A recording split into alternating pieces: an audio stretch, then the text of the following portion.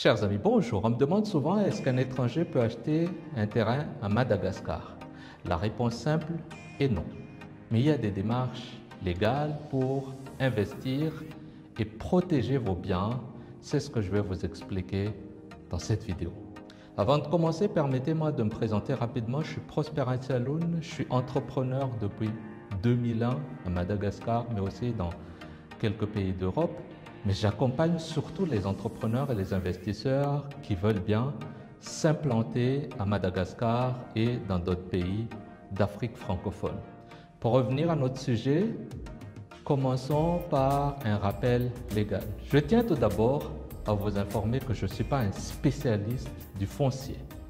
Tout ce que je partage ici vient de mes vécus personnels, mes 16 ans d'expérience d'accompagnement d'investisseurs et d'entrepreneurs à Madagascar, bien sûr, tout en respectant les textes légaux. La base juridique de tout ça a commencé par l'ordonnance numéro 060-146 du 3 octobre 1960.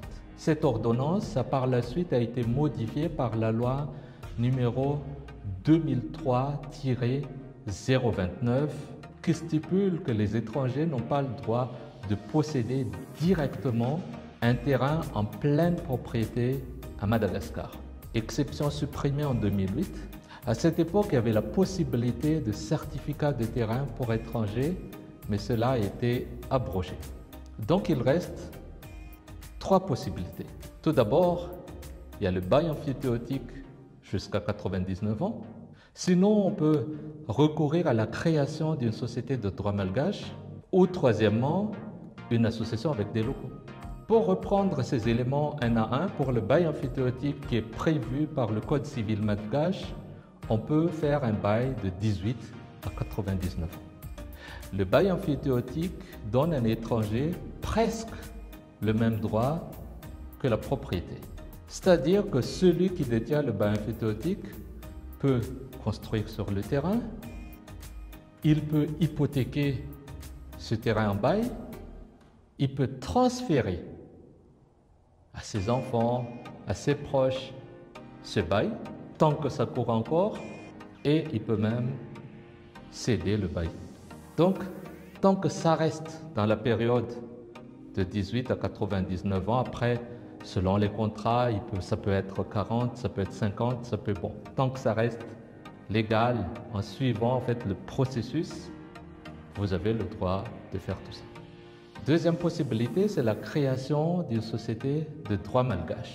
Donc les formes juridiques les plus utilisées sont soit la SARL, Société à responsabilité limitée, ou la SA, Société anonyme, sinon certains utilisent aussi le SNC.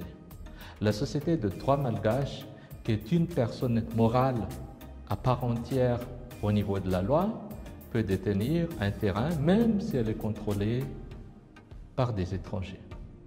Il y a quand même une condition, c'est que 51% des parts sociales ou des actions, si c'est une société anonyme, de cette société qui veut acquérir un terrain à Madagascar devrait appartenir à des nationaux, à des malgaches. C'est la condition pour que la société soit considérée comme locale, donc ça ouvrira la possibilité d'acquérir un terrain. Là aussi, il y a plusieurs possibilités. Soit la partie étrangère de 49% fait recours à un pacte d'associés pour garantir que l'étranger ou les étrangers, s'ils sont nombreux, gardent le contrôle effectif de la société. Droit de vote, clause de rachat, dividendes prioritaires, etc. Sauf faire un montage plus complexe, c'est-à-dire que les 51% destinés aux locaux vont appartenir à d'autres sociétés de droit malgache dans lesquelles les étrangers peuvent aussi rentrer.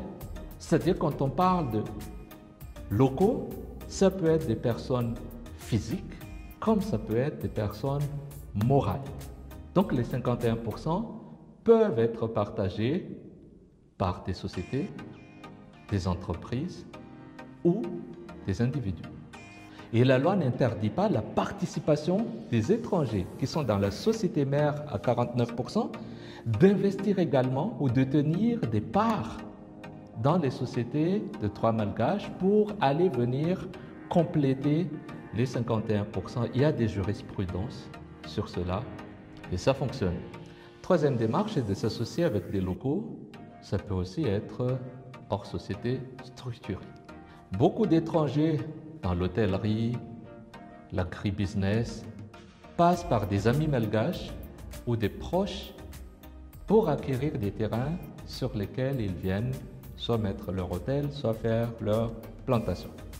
C'est vrai que c'est une démarche très risquée, mais on peut quand même l'encadrer à travers un acte notarié. Ce contrat privé peut effectivement bien mentionner le droit d'usage et ou éventuellement le partage de bénéfices. Donc j'aimerais quand même pour finir partager quelques risques qu'il faut savoir. Tout d'abord, le problème des titres fonciers. À Madagascar, on a encore beaucoup de petits papiers non enregistrés. Il est nécessaire, compte tenu de l'investissement, de l'importance de nos apports, de sécuriser ça auprès du service des domaines. Deuxièmement, ce sont les arnaques qui sont très fréquentes. Un terrain peut être vendu à 1, 2, 3, 4 clients. Il faut faire attention aux faux papiers et aux faux propriétaires.